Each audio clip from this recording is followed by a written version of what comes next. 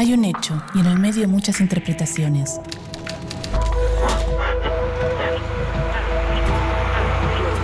En la calle, en el auto, en la casa, el bar, el trabajo. Hay distintos puntos de vista en el medio de tanta información. Ahí estamos nosotros, en el medio del ruido. En el medio hay un hecho y distintas miradas. En el medio hay un hecho y muchas verdades. En el medio hay mensajes y miradas. Y nosotros estamos ahí. ¿Qué ves? ¿Realidades? ¿Qué escuchas? ¿Verdades? ¿Qué lees?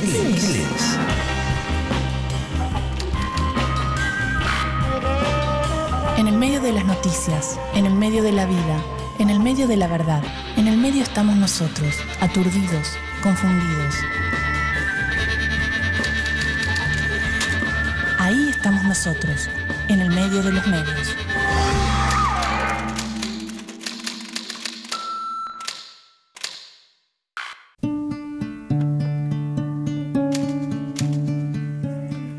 Buen día, señores. ¿Cómo les va? Pasan cosas raras con los mitos argentinos. ¿Qué quiere que diga? La Argentina misma, nuestro país parece un cuento, que no sería nada raro porque es el país del verso en todo caso, ¿no? Y tomamos por ciertas cosas que no son. Santa Rosa, ayer vino, pero después anda a comprobar que es Santa Rosa. Es terrible. El granero del mundo. Pregúntale a Brasil. ¿Cómo se come acá? No se come en ningún lado. Sí, solo tocando.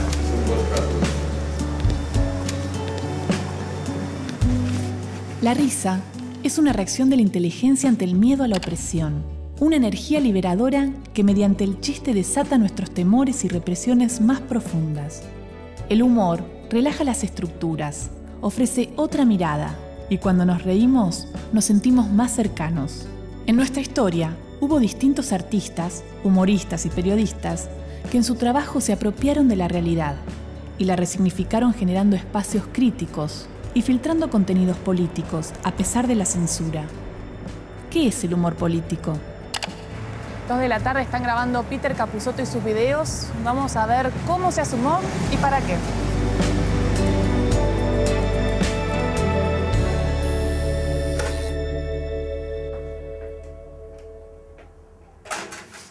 ¿Qué?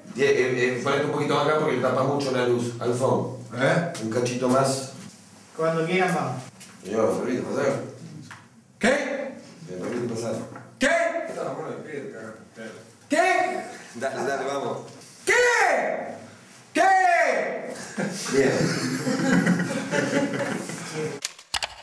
Yo creo, en principio, que la risa es un fenómeno casi indefinible que produce una fiesta interna, una especie de festival personal, una orgía doméstica, íntima, que nos lleva a lugares insólitos. Vos fijate hasta qué punto el impulso de hilaridad, la búsqueda de la risa, ha sido una búsqueda utópica.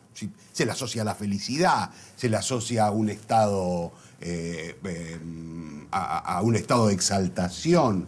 Bueno, en principio el humor es nada más y nada menos que el fenómeno mágico que produce ese estado.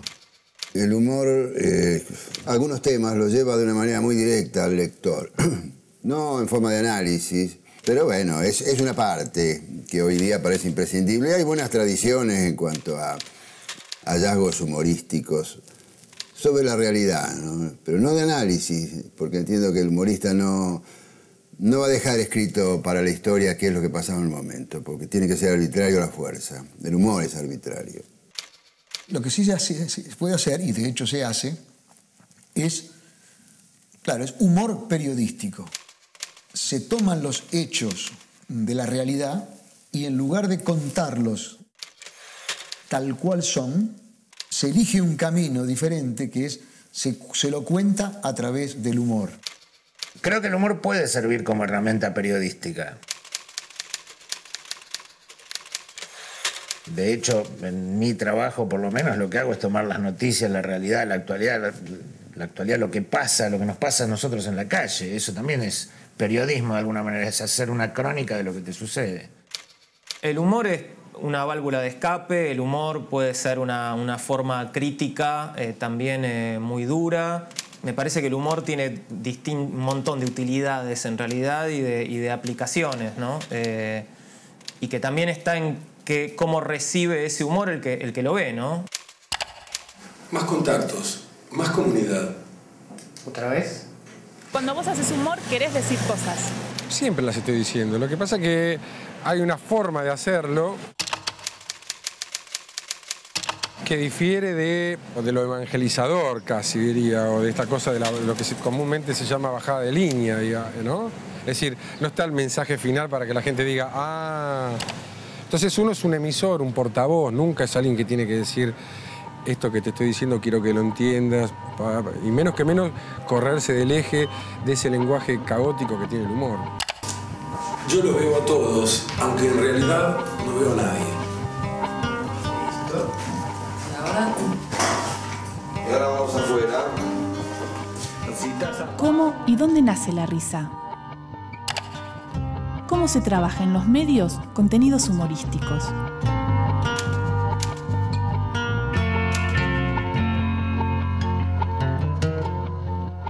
¿Cuál es el rol de un caricaturista en la sociedad? Cuando vos decís caricaturista, yo no me siento muy llamado por la palabra caricaturista, porque la caricatura casi siempre se asocia a la política, ¿no? A mí me dicen caricaturista y yo digo Sabat, pero no digo mi profesión. Yo soy más un humorista gráfico o un dibujante. ¿Y este dibujo qué quisiste hacer? Esta es la tapa del Feynman que viene, debería ser. Y en este fascículo está trabajando el Perón de los 70, el último Perón, después de Seiza, y cuando echa a los montos de la plaza y todo eso. Entonces el título es El viejo nos cagó. El humor político, más allá del poder de arma del que hablábamos antes, del poder transformador, yo creo que es el verdadero refugio del pensamiento popular frente a la realidad que lo agobia. Si nosotros no tuviésemos la posibilidad de bromear, si no tuviésemos la posibilidad de reírnos, y si no tuviésemos la posibilidad de la agudeza y el ingenio con el cual mirar a la realidad y atacarla, la realidad sería tan monolítica que no habría por dónde entrarle.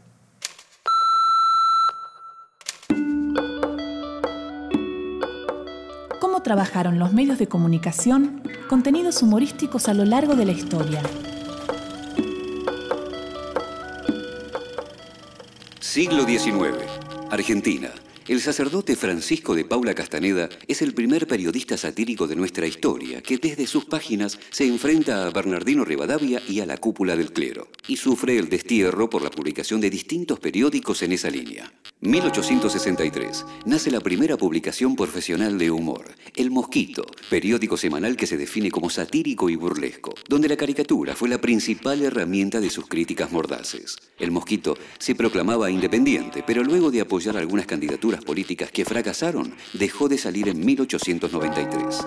En su número de despedida aparece la caricatura de Luis Sáenz Peña, cocinado a fuego lento por la oposición.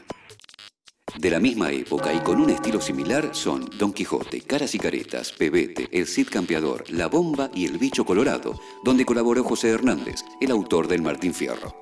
Siglo XX. 1957. Nace la revista Tía Vicenta, dedicada al humor político. Su creador fue Juan Carlos Colombres, más conocido como Landru, pionero del humor absurdo que trasladó este mecanismo de manera magistral a la política. Allí empezó a dibujar el periodista Adolfo Castelo, pero como los resultados no eran los mejores, Landru le pidió que se dedicara a escribir sobre humor político y ahí Castelo brilló. Su premisa, aparte de hacer reír, era hacer pensar. 1966. El dictador Juan Carlos Onganía clausuró la revista porque apareció en la tapa dibujado como una morsa. 1957. El actor Tato Bores empieza con sus monólogos en el programa Caras y Morisquetas por Canal 7 y crea un estilo muy personal que a través del humor cuestiona a los poderosos de turno. Los ciclos de Tato atravesaron las dictaduras y continuaron hasta la década de los 90, donde sufrió la censura. Pudo resistirla, apoyado por distintos sectores del periodismo y la cultura. 1964. Aparece la tira Mafalda en la revista Primera Plana de la mano de su creador, Joaquín Salvador Lavado, Quino. Las constantes referencias y cuestionamientos a la realidad convirtieron a Mafalda en un cabal reflejo de su época. 1972. Surge la revista Satiricón, un emprendimiento de Oscar Blota, que realiza un tipo de humor crítico y dispara hacia todas las esferas de la vida cotidiana: educación, sexo y política. 1974. Luego de la muerte de Perón, su viuda, María Estela Martínez, la clausura, asesorada por José López Rega. 2 años más tarde, coincidiendo con el Mundial, nacía la revista Humor, fundada por Andrés Cassioli, también dueño de la censurada Satiricón. Humor fue la única revista que durante la dictadura pudo sostener su estilo de crítica y confrontación a partir del humor. 1982. En la TV nace Semanario Insólito, un programa periodístico que desde la ironía cambia la forma de comunicar las noticias. Es el precursor en la pantalla de la fusión entre periodismo y humor. 1986. En el mismo canal aparece La Noticia Rebelde y revoluciona el género. El programa tenía el mismo equipo de Semanario Insólito: Raúl Becerra, Jorge Ginsburg, Carlos Abrevaya, Adolfo Castelo y Nicolás Repeto en lugar de Raúl Portal. Este equipo imbatible continúa la línea editorial del primer ciclo y la profundiza inaugurando el género de humor político televisivo, que con una mirada satírica inclusive ironiza al gremio periodístico. Entre 1992 y 1997 se emite Cha Cha Cha, un ciclo de humor absurdo creado por Alfredo Casero, Fabio Alberti y Diego Capusotto, que distorsiona costumbres y personajes de la sociedad argentina, llevando la parodia a un extremo casi surrealista. 1995. En pleno gobierno menemista nace el programa Caiga quien caiga, conducido por Mario Pergolini, Juan Di Natale y Eduardo de la Puente. Desde hace más de una década, el estilo de CQC, marcado por la audacia y la irreverencia de sus conductores y noteros, descoloca a políticos, funcionarios, deportistas y personajes de la farándula. 2006. Tras su paso por Todo por 2 pesos, Diego Capusotto y Pedro Saborido crean Peter Capusotto y sus videos, un programa de televisión que combina el rock con sketch de humor agudo e irreverente. Estos programas nos muestran que la risa no es solo un fin, sino un medio para decir muchas otras cosas.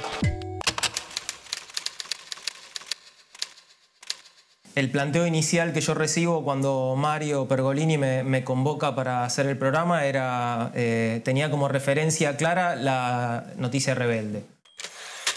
CQC es un programa humorístico que utiliza al discurso periodístico como un recurso. Pero en esa mezcla, no me preguntes por qué, pero muchas veces llegamos a momentos, creo yo, de verdad periodística a la que muchos programas que pretenden ser programas periodísticos no llegan.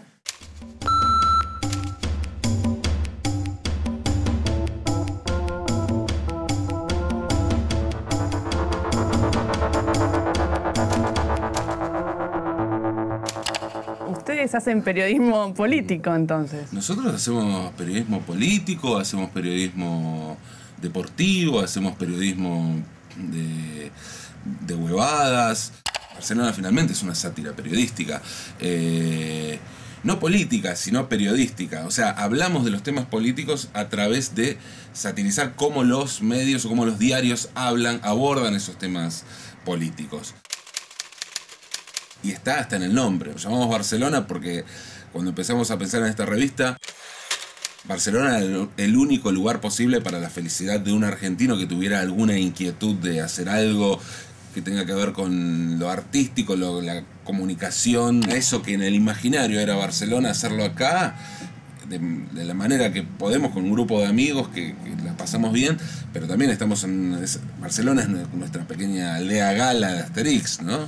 Trabajamos con la actualidad, digamos, somos un medio que trabaja con la actualidad y en función de eso, bueno, nuestra agenda es la agenda de los medios gráficos, de los grandes medios gráficos, que en general tiene que ver con la actualidad política, así que hacemos mucho de actualidad política, análisis sesudos como los principales líderes de opinión de los principales medios de la Argentina, ¿no es cierto?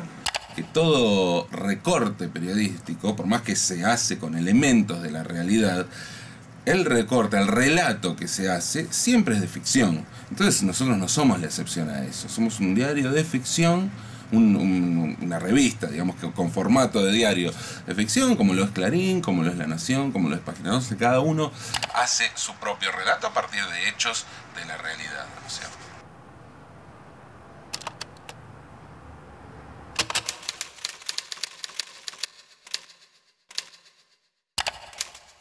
Mi forma de bromear es decir la verdad. Es la broma más divertida. Woody Allen, escritor, cineasta.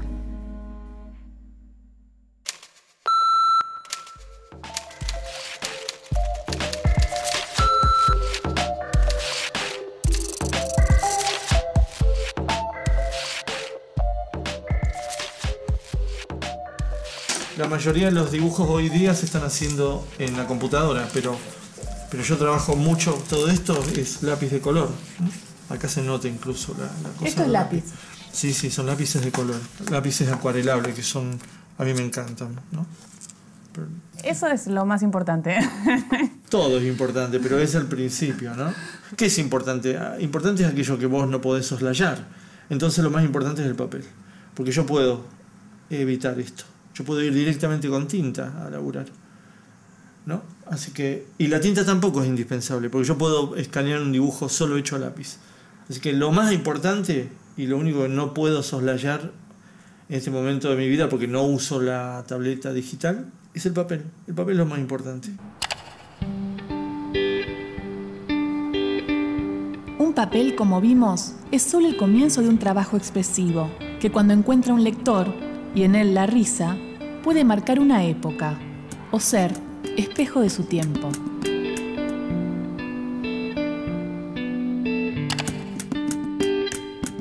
Durante el Mundial de 1978, en plena dictadura y con un título paradójico, sale la revista Humor Registrado, más conocida como Humor, fundada por el dibujante y editor Andrés Cassioli. Humor fue un lugar de encuentro entre periodistas exiliados que regresaban, humoristas, publicitarios, artistas y la posibilidad para muchos de ingresar en el humor gráfico y el periodismo por primera vez. Y la revista Humor fue una ventana, casi te diría, de aire puro en medio de toda esa obnubilación. Los jefes de redacción no tenían prejuicios y decían, si escribe o dibuja bien, que entre. Fue una satisfacción muy grande porque creo que hacíamos también una buena publicación, no solo porque tuvo éxito. El éxito estuvo, obviamente, muy fundamentado en que era una revista opositora y crítica en momentos en que era muy difícil serlo. Humor se plantea desde el primer número hacerle frente a la mordaza impuesta por la dictadura y posiciona su trabajo periodístico en dos temas que no pueden ser cuestionados: el Mundial de Fútbol y la política económica de José Martínez de Oz. Y bueno, después ya fue imparable porque todo el mundo la compraba, todo el mundo. Gente interesada en cuestiones políticas, sociales, estudiantes, profesionales, y gente que además le gustaba el humor, porque eso no lo abandonaba. Con el correr del tiempo, tocaron temas prohibidos como la represión ilegal, la censura, los desaparecidos y la deuda externa. Y en un momento resultó, creo, imparable incluso para la dictadura, porque la revista se comentaba mucho en Europa, y Videla y compañía, supongo yo, pensaron que no podían dar un manotazo a la única publicación que había como voz crítica. Humor es objeto de denuncias, censuras, infinidad de causas y juicios donde los abogados, para defender la publicación, tienen que apelar a la figura animus iocandi, que significa que se ironiza para divertir y no para ofender. A los pocos años amplía su oferta en los medios gráficos con el sello editorial Ediciones de la Urraca y renueva el aire denso post-dictadura con las ediciones de la revista Fierro y El Péndulo, dedicadas a la historieta, el diario El Periodista y Umi, la revista infantil. Es la aparición de la risa en el marco de lo solemne. Es la aparición de aquello que hace estallar la solemnidad de esos valores vendidos como inamovibles, esos valores grandilocuentes que de alguna manera sostiene la dictadura militar para ocultar su debilidad en realidad, y está enfrentado con el humor de tal manera que lo hace estallar en la conciencia pública. A mediados de los años 90, el panorama es distinto y Humor está en plena crisis, como El País. Las ventas bajan, las notas se pagan poco, los periodistas más notables se van a otros medios. Los juicios de empresarios menemistas invaden a su fundador Andrés Cassioli y la revista tiene que cerrar en 1997.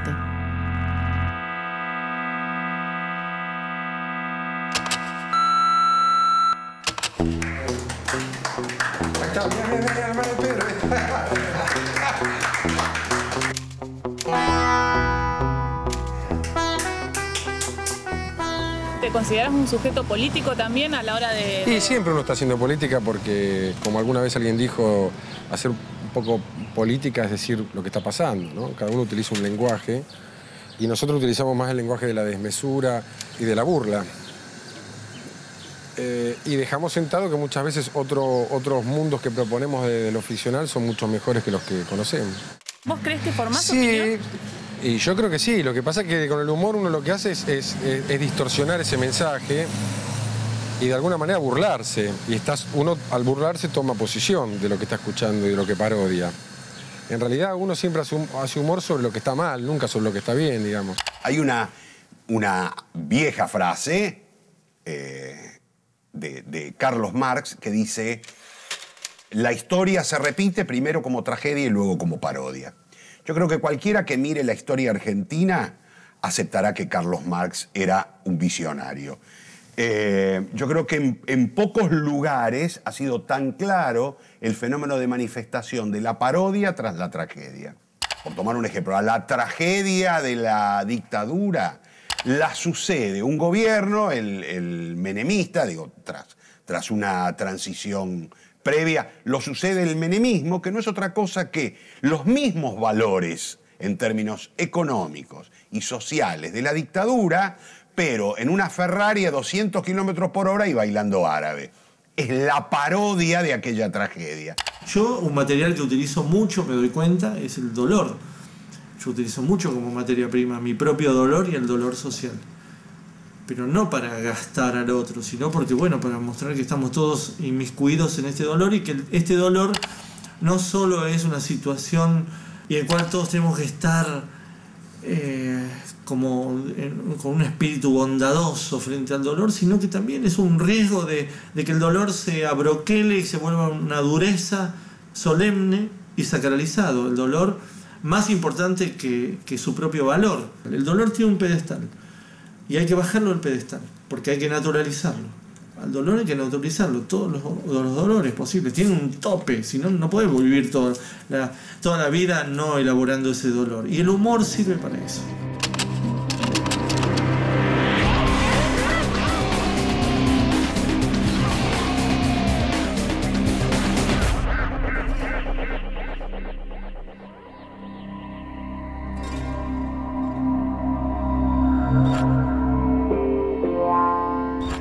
El ejercicio de desarmar una noticia y analizar sus partes nos permite preguntarnos y entender su construcción.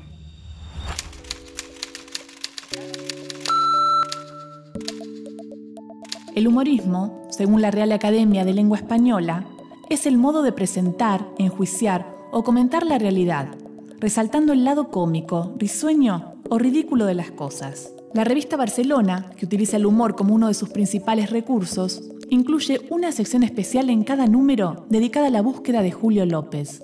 Julio López desapareció en septiembre de 2006, a los 76 años, tras declarar en el juicio al excomisario Miguel Echecolás, condenado a prisión perpetua por genocidio. La desaparición se produjo, casualmente, el día del alegato contra el represor.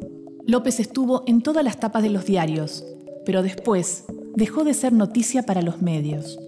En cambio, para Barcelona, la noticia es justamente la ausencia de novedades. 10 de octubre. La selección argentina vence a Perú. Los investigadores no ven a López, pero concluyen que el equipo está más cerca del Mundial y que si López vio el partido, debe de estar contento. Poca búsqueda. 18 de octubre. Algunos investigadores proponen extender las jornadas con un ciclo de cine. Miran La hora de los hornos, de Fernando Solanas, toda entera. Poca búsqueda. A través de la ironía, un recurso que implica dar a entender lo contrario de lo que se dice, Barcelona nos hace reír y tomar distancia. para denunciar la demora en el proceso judicial y también la ausencia del tema en la actualidad noticiosa. De esta forma, propone una mirada crítica y reflexiva que le da vigencia y presencia a un tema que aún, luego de 3 años, no tiene una respuesta. El único medio que instala la pregunta y atraviesa nuestro sistema democrático es Barcelona. El humor es eficaz cuando se refiere a otra cosa, si no, es una mera mueca.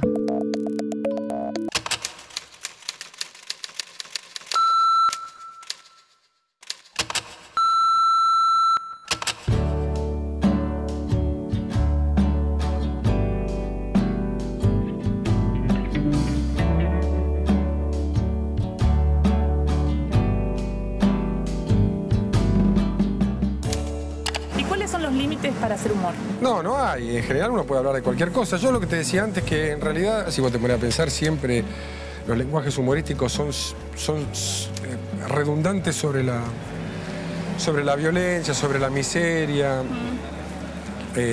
sobre las tragedias. Y es otra mirada, ¿no? Siempre darlo vuelta. Sí, es otra mirada y es una manera también de escaparse de eso.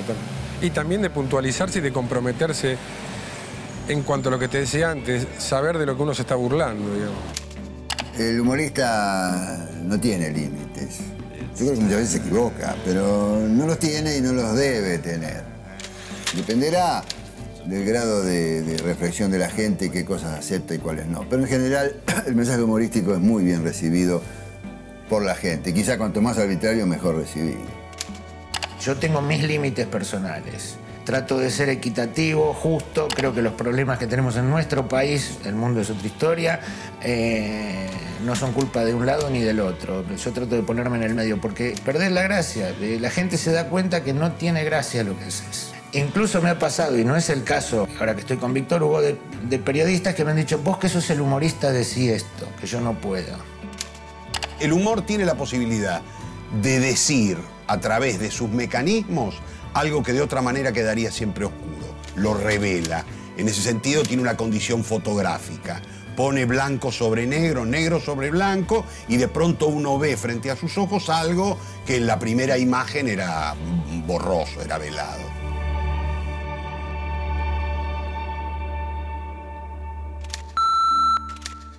Esto que acabas de ver es solo un programa de televisión.